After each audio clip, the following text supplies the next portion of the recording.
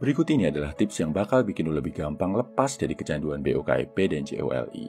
Ya, gue akan jelasin 3 yang paling efektif. Pertama, anggap sperma, zat kelelakian yang lo punya itu sama berharganya kayak uang. Kalau ada hubungannya sama uang, lo pasti mikir kan kalau mau buang-buang sembarangan. Padahal, zat kelelakian lo itu juga luar biasa berharga bro. Sampai bisa menciptakan manusia baru. Jangan sampai calon presiden, calon bupati, calon gubernur, nasibnya berakhir tragis di tisu atau toilet lo bro. Keluarkan zat kelelakian yang lo punya dengan niat yang baik. Sama orang yang menurut lo memang pantas meneruskan garis keturunan lo. Uang boleh dikeluarkan selama untuk tujuan yang tepat. Begitu juga dengan zat kelelakian yang lo punya. Kedua, buat lo yang ada di tahap kecanduan banget film dewasa dan pengen lepas, pasti sempat kepikiran, gila, anak-anak Novap ada yang bisa ngelakuin puluhan, ratusan, bahkan ribuan hari nggak nonton film dewasa sama sekali nggak JOLI. Buat yang ada di posisi kecanduan, hal ini justru bikin gak nyaman bro.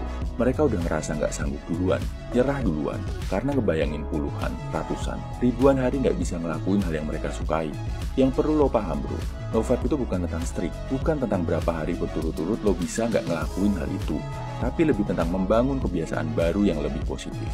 Teorinya gini bro, kalau kita mau bagusin badan, kita olahraga. Kita bolong sehari gak ngelakuin olahraga itu, gak berarti progres yang kita lakuin jadi hilang kan? Atau otot kita langsung lenyap gak ada jejaknya begitu aja kan? Sama kayak Novap, di awal gak perlu kejar strik dulu, bisa berapa hari berturut-turut, tapi kejar buat mengurangi dulu. Dari yang tadinya tiap hari nonton BOKIP dan JOLI, bisa berkurang jadi seminggu sekali. Itu udah bagus bro, udah ada peningkatan. Sama kayak olahraga, Novap juga lama-lama akan jadi kebiasaan, jadi gaya hidup baru yang positif, yang akhirnya bisa lo lakuin tanpa susah payah.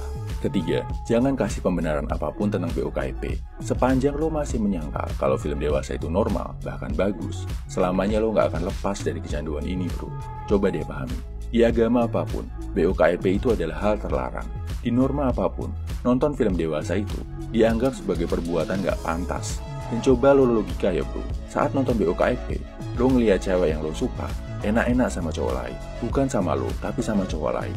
Ini harusnya bikin lo ngerasa lemah, malu, ngerasa nggak berdaya sebagai cowok.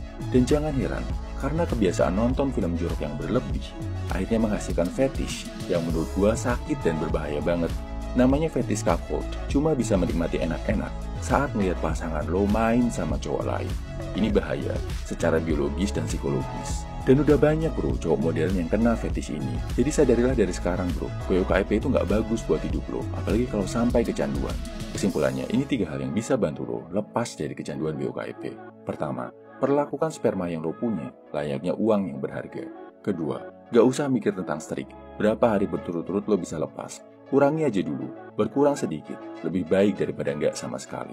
Ketiga, stop cari pembenaran kalau BOKIP itu bagus buat hidup lo. Share juga di kolom komentar kalau lo punya tips untuk lepas dari kecanduan BOKIP. Biar kita bisa saling mengedukasi. Salam Value Man, semangat bro.